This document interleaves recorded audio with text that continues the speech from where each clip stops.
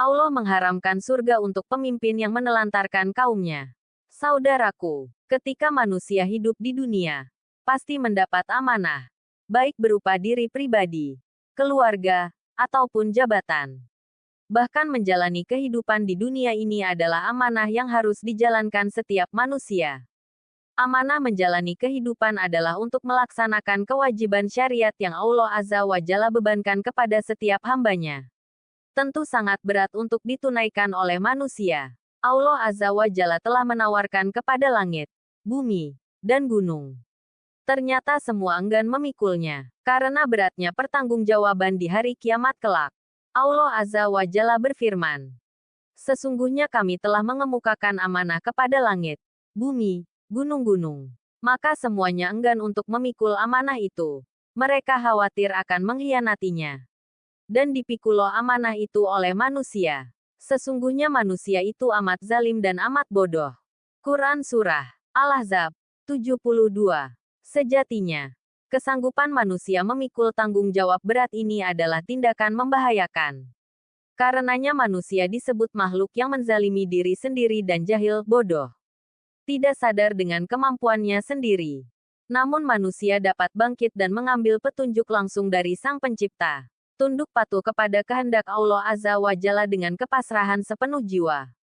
Ketika itulah manusia telah sampai pada kedudukan yang mulia. Menjelma istimewa di antara makhluk Allah Azza wa Jalla lainnya. Semua hanya karena ketaatan kepada Allah Azza wa Jalla semata.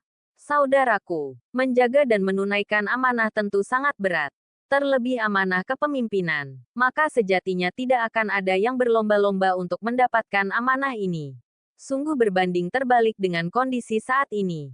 Begitu banyak orang yang berambisi untuk menjadi pemimpin dengan menghalalkan segala cara. Bahkan yang sudah berhasil mendapatkannya maka ia berusaha mempertahankannya pada periode kepemimpinan berikutnya. Bila perlu dibagikanlah kepada anak dan keturunannya. Karena bagi mereka, jabatan bukan lagi sekadar amanah, tapi sebuah capaian kebanggaan dan kesuksesan. Saudaraku, kepemimpinan adalah amanah. Siapa saja yang memegang amanah kepemimpinan ini pasti akan dimintai pertanggungjawaban oleh Allah Azza wa Jalla di akhirat kelak. Rasulullah Shallallahu Alaihi Wasallam bersabda, "Seorang imam pemimpin adalah pengurus rakyat dan dia akan dimintai pertanggungjawaban atas rakyat yang dia urus." Hadis riwayat Al-Bukhari dan Muslim. Hakikat kepemimpinan tercermin dalam sabda Rasulullah Shallallahu Alaihi Wasallam. Pemimpin suatu kaum adalah pelayan mereka. Hadis riwayat Abu Nuaim. Rasulullah Shallallahu Alaihi Wasallam juga bersabda, "Tidak seorang hamba pun yang diserahi oleh Allah untuk memelihara urusan rakyat. Lalu dia tidak melingkupi rakyat dengan nasihat kebaikan kecuali ia tidak akan mencium bau surga." Hadis riwayat Al-Bukhari. Rasulullah Shallallahu Alaihi Wasallam juga bersabda, "Tidaklah seorang penguasa diserahi urusan kaum muslim, kemudian ia mati, sedangkan ia menelantarkan urusan mereka, kecuali Allah mengharamkan surga untuk dirinya."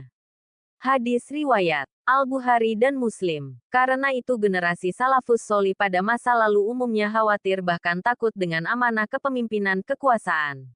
Apalagi mereka sangat memahami sabda Nabi Shallallahu Alaihi Wasallam. "Kalian begitu berhasrat atas kekuasaan. Sementara kekuasaan itu pada hari kiamat kelak bisa berubah menjadi penyesalan dan kerugian." Hadis riwayat Nasai dan Ahmad. Semoga Allah Azza wa Jalla mengaruniakan hidayahnya kepada kita, sehingga kita tetap istiqomah senantiasa menjalankan kekuasaan dan jabatan dengan penuh amanah, berlaku adil, melayani, mengayomi, melindungi dan mensejahterakan umat untuk meraih ridhanya. Amin ya Rabb. Wallahu alam bisawab.